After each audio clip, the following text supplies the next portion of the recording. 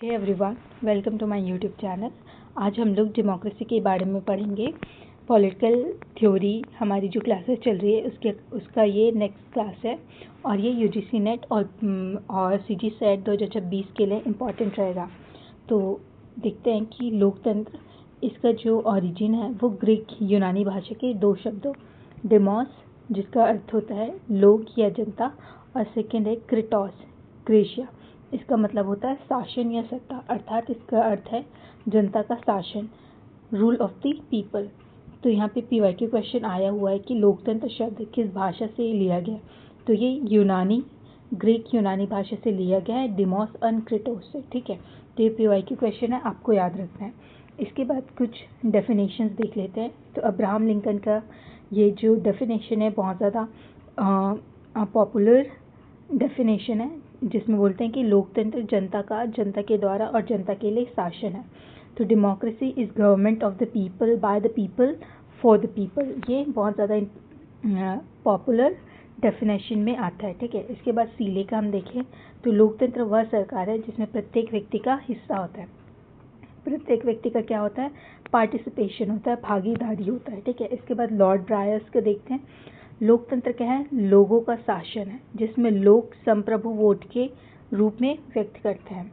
इसके बाद एवी डाइसी ये बोल रहे हैं कि लोकतंत्र ऐसा शासन है जिसमें देश का बड़ा भाग शासन करता है, मतलब जनता शासन करती है इसमें। इसके बाद जोसेफ शुम्पिटर ये बोल रहे हैं कि प्रजातंत्र राजनीतिक निर्णयों तक पहुंचने के लिए संस्थागत व्यवस्था है जो नेताओं को निर्वाचन के माध्यम से प्रतिस्पर्धा करने योग्य बनाती है। ठीक है, इसके बाद हम कुछ फिलोसफिकल फाउंडेशन ऑफ डेमोक्रेसी देखते हैं कि लोकतंत्र केवल एक शासकीय प्रणाली नहीं है, बल्कि ये क्या है? मूल्यों और जीवन शैली का एक समावेशन है। ठीक है, वैल्यूज़ और हमारी जो जीवन शैली है उसका क्या है? समावेशन है। तो इसके जो की कॉन्सेप्ट है लोकतंत्र के, इसके 3 आयाम है। एज वैल्यू, तो व्यक्ति की गरिमा में क्या करता है? ये विश्वास करता है, बिलीव करता है।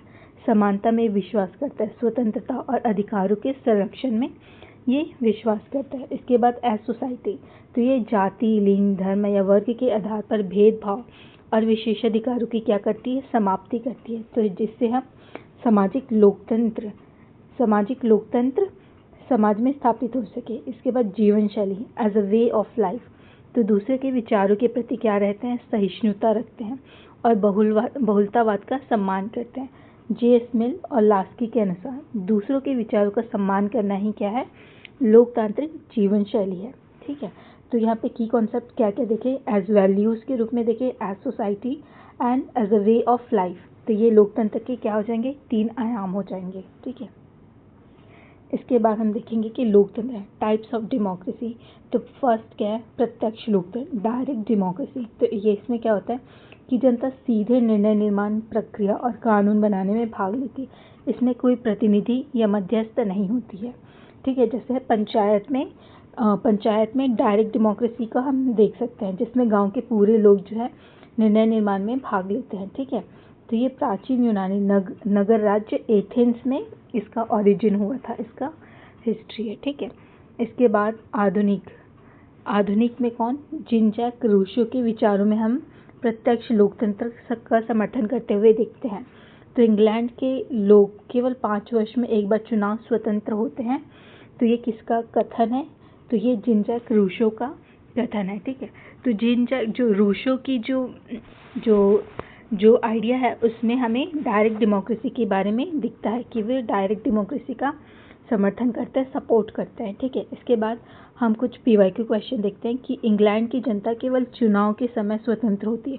तो ये कथन किसका है? तो ये किसका है? अभी रूसो का है। ठीक है, अभी हम पढ़े तो ये रूसो का कथन है। इसके बाद प्रत्यक्ष लोकतंत्र के मुख्य टूल्स कौन कौन से हैं? तो इसमें क्या आ जाता है? रेफरेंडम आता है, उपक्रम, आरंभक, मतलब इनिशिएटिव करते हैं, इनिशिएटिव लेते हैं, प्रत्यापन, रिकॉल, जिसे हम चुन के भेजे हैं उसे हम रिकॉल के द्वारा वापस बुला भी सकते हैं। उसके बाद प्लेबिसाइट। तो ये 4 टूल्स होते हैं जिनमें जनमत संग्रह, उपक्रम, प्रत्यावाहन, प्लेबिसाइट। ठीक है, तो ये 4 चीज़ें होती हैं। ठीक है, इसके बाद हम देखेंगे, अगर प्रैक्टिकल एग्जाम्पल देखिए हम, तो स्विट्जरलैंड जो है के कैंटनों में आज भी प्रत्यक्ष लोकतंत्र के उपकरण जैसे जनमत संग्रह, रेफरेंडम और इनिशिएटिव का प्रयोग किया जाता है। कहाँ पे? स्विट्जरलैंड में। ठीक है, तो याद रखना है आपको। इसके बाद हम देखें कि इसमें हम डेमोक्रेसी के दो रूपों के बारे में देखेंगे कि मुख्य ध्यान फोकस प्रकृति और समर्थक पर आपको रखना है। तो प्रोसीजरल यहाँ पे थोड़ा सा मिस्टेक हुआ है पीपीटी बनाने में, आपको ध्यान यहाँ पे ऐसा हो जाएगा। ठीक है, तो ये प्रोसीजरल जो प्रक्रियात्मक है, इसमें क्या होता है? संस्थागत प्रक्रियाएं, चुनाव, मतदान और वयस्क मताधिकार के आधार पर इसमें लोकतंत्र स्थापित की जाती है। और जो सब्सटैंटिव है, जो तात्विक लोकतंत्र है, इसमें क्या होता है कि हम सामाजिक आर्थिक न्याय, समानता और अंतिम नागरिक के सशक्तिकरण के ऊपर ध्यान देते हैं। और प्रक्रियात्मक में हम किस पे ध्यान देते हैं? इलेक्शन में, मतदान में और संस्थागत प्रक्रियाओं में ध्यान देते हैं। इसके बाद ये जो प्रोसीजरल डेमोक्रेसी है, इसका जो लोकतंत्र का साधन या ढांचा है, ये लोकतंत्र का साधन या ढांचा के रूप में काम करता है। और तात्विक में क्या होता है कि इसे साध्य के रूप में देखते हैं, मूल तत्व के रूप में देखते हैं। ठीक है, इसके जो प्रोसीजरल डेमोक्रेसी के जो की थिंकर है, उसमें जोसेफ शुम्पेटर, रॉबर्ट दाhl और पोपर आते हैं। ठीक है, और तात्विक में हमारे सीबी मैकफर्सन और मार्क्सवादी विचारक आते हैं। तो आपको ये ध्यान में रखना है। इसके बाद मेजर मॉडल्स ऑफ डेमोक्रेसी के बारे में देखेंगे। तो क्लासिकल लिबरल डेमोक्रेसी, तो ये 17वीं 18वीं शताब्दी में विकसित हुआ और यह व्यक्ति की स्वतंत्रता और सीमित सरकार पर बल देती है। इसके दो उप मॉडल है। ठीक है, जिसमें प्रोटेक्टिव डेमोक्रेसी, इसके जो मुख्य विचारक है वो जॉन लॉक है। प्रोटेक्टिव डेमोक्रेसी जेरेमी बेंथम और जेम्स मिल। ये जो है नागरिकों के प्राकृतिक अधिकार, जिसमें जीवन, स्वतंत्रता और संपत्ति की रक्षा करना सरकार का मुख्य कार्य है और शासन को निरंकुश होने से रोकने के लिए नागरिक राज्य को शक्तियाँ सौंपते हैं। और दूसरा है विकासात्मक डेवलपमेंटल डेमोक्रेसी। ये किसका है? जेएस मिल और टीएच ग्रीन का है। ठीक है, इसमें लोकतंत्र केवल अधिकारों की सुरक्षा का साधन नहीं, बल्कि नागरिक के नैतिक, बौद्धिक और व्यक्तित्व के विकास का अवसर प्रदान भी करता है। तो ये जो प्रोटेक्टिव डेमोक्रेसी है, ये हम नेगेटिव लिबर्टी को जिस तरीके से देखते हैं उस तरीके से भी देखा जा सकता है। और ये जो डेवलपमेंटल डेमोक्रेसी है, ये पॉजिटिव डेमोक्रेसी के रूप में भी देख सकते हैं। ठीक है, तो इसके बाद पीवाईक्यू क्वेश्चन, सीबी मैकफर्सन की बुक है the life and times of liberal democracy, 1977 में उदारवादी लोकतंत्र के 4 मॉडल प्रस्तुत किए, जिसमें प्रोटेक्टिव ये लॉक और बेंथम के द्वारा दिया गया है। उसके बाद डेवलपमेंटल ये मील और रूसो के द्वारा। उसके बाद इक्विलिब्रियम मॉडल, संतुलनकारी मॉडल, ये शुम्पेटर और बहुलवादी दाhl ने दिया है। और सहभागी मॉडल ये आधुनिक सहभागी विचारक के द्वारा दिया गया। तो ये इम्पॉर्टेंट है, क्वेश्चन आता है। ठीक है, इसके बाद हम देखें तो विशिष्ट वर्गवादी इलीट थ्योरी ऑफ डेमोक्रेसी। इसका सिद्धांत है कि समाज में राजनीतिक शक्तियाँ हमेशा एक छोटे से संगठित अल्पसंख्यक इलीट ग्रुप के हाथों में होती है, चाहे शासन का रूप कोई भी हो। तो हम जो चुन के भेजते हैं वो क्या हो जाते हैं? वो इलीट में आ जाते हैं। तो इलीट थ्योरी के अकॉर्डिंग यही बोल रहे हैं कि शासन जो है वो समाज के कुछ लोगों के द्वारा ही किया जाता है। इसमें पैरेटो, मोस्का, मिशेल्स, शुम्पेटर और मैनहाइम बहुत ज़्यादा इम्पॉर्टेंट थिंकर है। तो पैरेटो का ये बुक है माइंड एंड सोसाइटी, जिसमें उन्होंने सर्कुलेशन ऑफ इलीट्स का कॉन्सेप्ट दिया है। उसके बाद मॉस्को का रूलिंग क्लास बुक, ये 2 भागों में देखते हैं, 2 भागों में समाज को बांटा है, एक शासक वर्ग रूलिंग क्लास और दूसरा है शासित वर्ग। ठीक है, इसके बाद पॉलिटिकल पार्टीज, ये रॉबर्ट मिशेल्स का है। इसको अल्पतंत्र का लौह नियम, आयरन लॉ ऑफ ऑलिगार्की भी बोलते हैं। तो ये इंपॉर्टेंट है। इसके बाद जोसेफ शुम्पेटर, इसका बुक है कैपिटलिज्म, सोशलिज्म एंड डेमोक्रेसी, 1942 में। लोकतंत्र क्या है? केवल नेताओं के बीच वोटों के लिए प्रतिस्पर्धा है। कॉल मैनहाइम का आइडियोलॉजी एंड यूटोपिया, 1936 में। तो यहाँ पे क्वेश्चन आया हुआ है कि आयरन लॉ ऑफ ऑलिगार्की, अल्पतंत्र का लौह नियम की अवधारणा किसने दी है? तो ये रॉबर्ट मिशेल्स का है। ठीक है, इसके बाद हम देखते हैं प्लूरलिस्ट थ्योरी ऑफ डेमोक्रेसी, बहुलवादी सिद्धांत। तो बहुलवाद के अनुसार शक्ति समाज में किसी एक वर्ग के पास नहीं बल्कि विभिन्न हित समूहों, इंटरेस्ट ग्रुप, संघों और संस्थाओं में विभाजित होती है। ओलिगार्की में क्या बोल रहे हैं कि जो इलीट है उसके पास शासन होती है, लेकिन प्लूरलिस्ट क्या बोल रहे हैं कि समाज में कोई भी एक वर्ग के पास शक्ति पावर नहीं होती बल्कि ये विभिन्न समूहों में बटी होती है, जैसे इंटरेस्ट ग्रुप्स हो गया, संघ और संस्थाओं में विभाजित होती है। तो इसमें जेम्स मेडिसन बोल रहे हैं कि बहुलवादी लोकतंत्र की आधारशिला रखी, इसे मेडिसिनवादी लोकतंत्र भी कहते हैं। शक्ति के पृथक्करण और नियंत्रण संतुलन, चेक्स एंड बैलेंस पर बल दिया जाता है। इसके बाद रॉबर्ट ढाल क्या बोल रहे हैं कि इन्होंने लोकतंत्र स्थान पर बहुलतंत्र शब्द का प्रयोग किया है। Who governs 1961 democracy and it's critics. तो ये इम्पॉर्टेंट बुक है, इम्पॉर्टेंट थिंकर भी है। और इन्होंने लोकतंत्र स्थान पर क्या शब्द का यूज़ किया? पॉलियार्की। तो ये PYQ क्वेश्चन है, आया हुआ है। इसके बाद हम देखते हैं कि चार्ल्स लिंडब्लॉम तो रॉबर्ट ढाल के साथ मिलकर कार्य किया और इनका बुक है पॉलिटिक्स एंड मार्केट।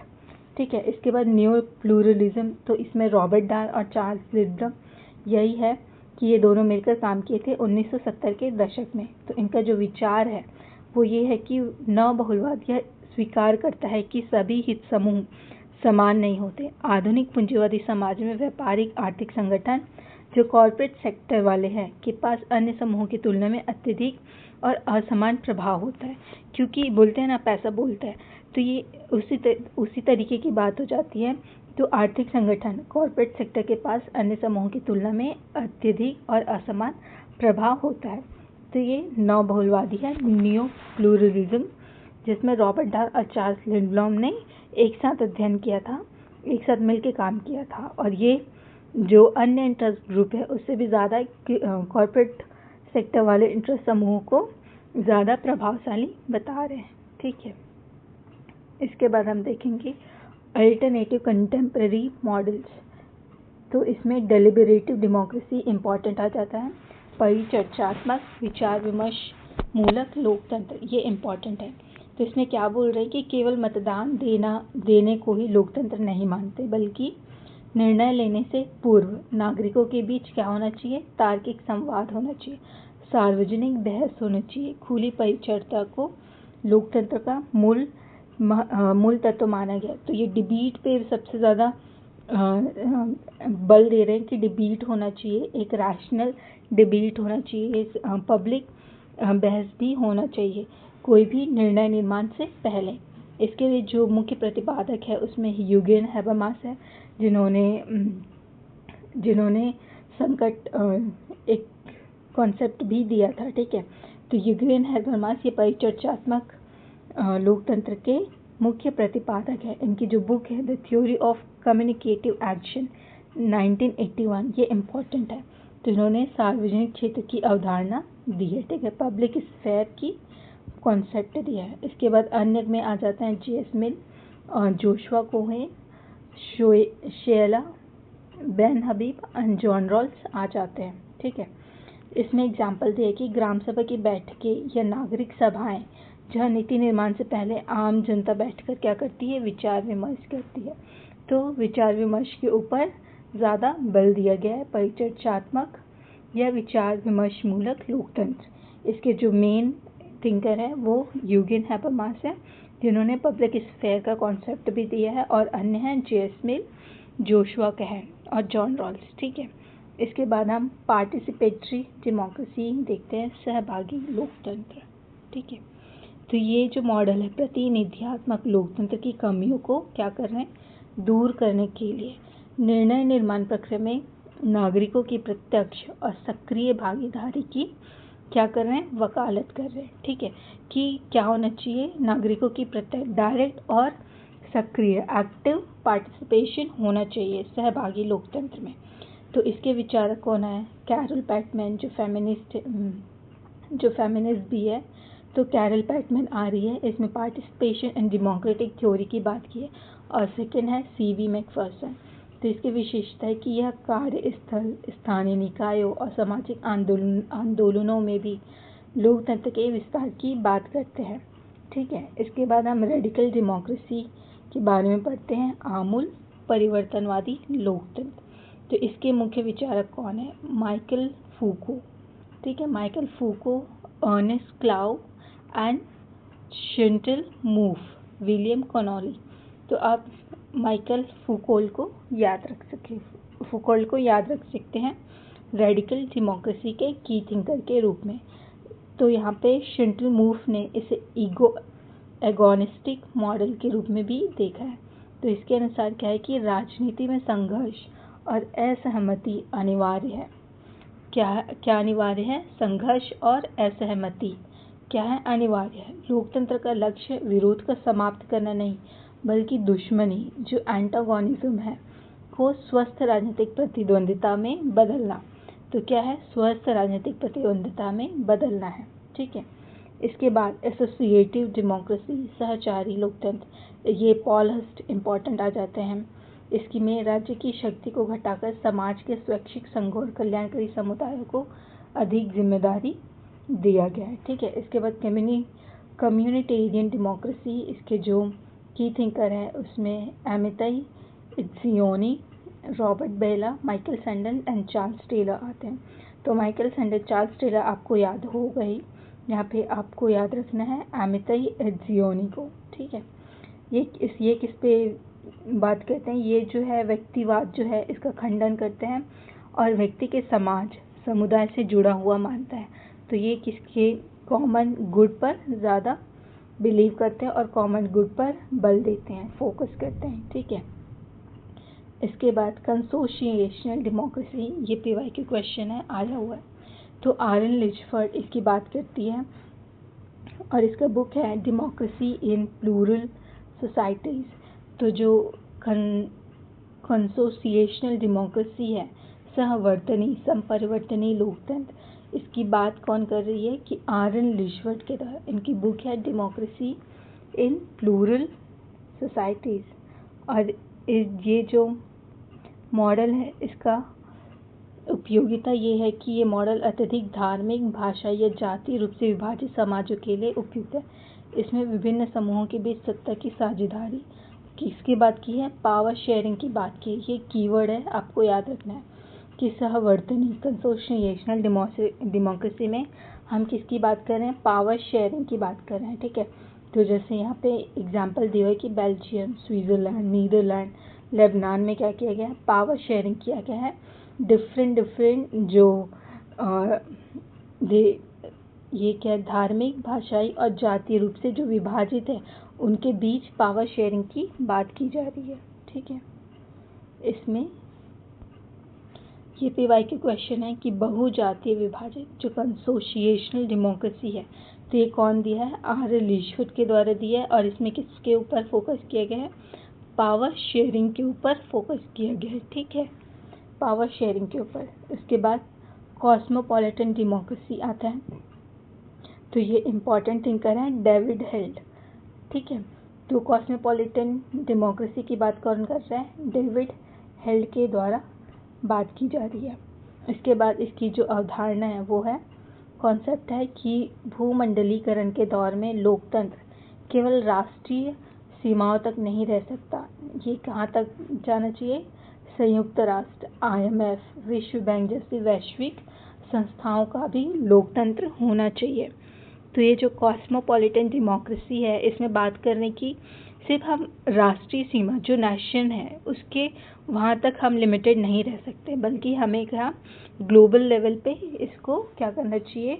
लोकतंत्रीकरण को होना चाहिए कि जो ग्लोबल लेवल पे जो डिफरेंट ऑर्गेनाइजेशन है, जैसे IMF हो गया, वर्ल्ड बैंक हो गया, तो वो उसमें भी क्या होना चाहिए? लोकतंत्रीकरण भी होना चाहिए। ऐसा किसमें बताया जा रहा है? कॉस्मोपॉलिटन में, जिसके जो की थिंकर है वो डेविड हेल्ड है। ठीक है, तो याद रखना है आपको। इसके बाद guided, directed and managerial democracy के बारे में पढ़ेंगे।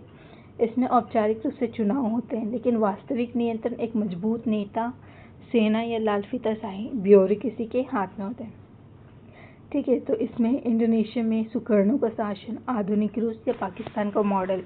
तो इसमें क्या किसके ऊपर चुनाव तो हो रहे हैं, लेकिन जो एक्चुअल कंट्रोल है वो किसके हाथ में है? जो एक मजबूत नेता हो, सेना हो या ब्यूरोक्रेसी के हाथ में होता है, तो उसे क्या बोल रहे हैं कि मैनेजरियल डेमोक्रेसी की बात कर रहे हैं। तो अभी जो इसमें एग्जांपल है वो इंडोनेशिया में आधुनिक, अभी जो है उसमें रूस और पाकिस्तान में भी ये मॉडल चल रहे हैं, ठीक है। इसके बाद हम वेव्स ऑफ डेमोक्रेटाइजेशन पढ़ेंगे। ये सैमुअल पी हंटिंगटन के द्वारा दिया गया है। इनकी बुक है the third wave democratization in the late 20th century. 1991 में लोकतंत्र के 3 चरणों लहरों का वर्णन किया गया है। तो फर्स्ट वेव, उसके बाद फर्स्ट प्रतिगामी लहर, फर्स्ट रिवर्स वेव आएगा, उसके बाद द्वितीय लहर, ठीक है, उसके बाद द्वितीय प्रतिगामी एंड थर्ड वेव आएगा। तो फर्स्ट वेव जो है वो 1828 से 1926 के बीच में आया था। तो इसमें अमेरिका, ब्रिटेन, फ्रांस में क्या आया था? मताधिकार का विस्तार दिया गया था, वोट दी गई थी, ठीक है। इसके बाद इसके विरोध में क्या आया था? 1922 से 1942 में इसका रिवर्स वेव आया था, जिसमें इटली में फासीवाद आया, जर्मनी में नाजीवाद आया। तो यहाँ पे बोले कि लोकतंत्र का क्या हो गया? पतन हो गया। उसके बाद सेकेंड वेव आया लोकतंत्र का, जिसमें 1943 से 1962, इसमें द्वितीय विश्व युद्ध के बाद उपनिवेशीकरण, जैसे भारत का हुआ था, जापान का हुआ था, पश्चिम जर्मनी का हुआ था। तो यहाँ पे द्वितीय लहर में जो उपनिवेश देश थे उसके वो स्वतंत्र हुए थे और वो अपने शासन के रूप में लोकतंत्र को अपनाए थे, जिसमें भारत एक था, ठीक है। इसके बाद जो सेकेंड रिवर्स वेव के तहत 1958 से 1975 ये लैटिन अमेरिका और एशिया अफ्रीका में सैन्य का तख्ता पलट हुआ था, ठीक है। जैसे हम किस में देख सकते हैं? हम देख सकते हैं पाकिस्तान को देख सकते हैं कि वहाँ पे सैन्य का तख्ता पलट हुआ था, ठीक है। उसके बाद 1974 1990s में ये दक्षिण यूरोप, जो साउथ यूरोप है, स्पेन, पुर्तगाल, लैटिन अमेरिका और पूर्वी यूरोप, सोवियत संघ का पतन हो गया था, ठीक है। तो यहाँ पे क्या है? जो यहाँ पे डेमोक्रेसी आया था, ठीक है। तो फर्स्ट वेव हम देखते हैं, जिसमें अमेरिका, ब्रिटेन और फ्रांस, इसमें लोकतंत्र आया था। उसके बाद इसके रिवर्स क्या आ गया था? इसके रिवर्स वेव आया, जिसमें इटली में फासीवाद आया, जर्मनी में नाजीवाद आया, और कहा गया कि लोकतंत्र क्या है?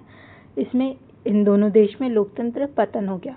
उसके बाद द्वितीय जो सेकेंड वेव है डेमोक्रेसी का, उसमें भारत भी शामिल हुआ। भारत भी उस टाइम उपनिवेश से क्या हुआ था? स्वतंत्र हुआ था 1947 में, ठीक है। उसके बाद भारत ने भी लोकतंत्र को अपनाया था, ठीक है। इसके बाद फिर एक बार और आता है second reverse and then third wave of democratization आता है, ठीक है, जो 1990s तक होती है।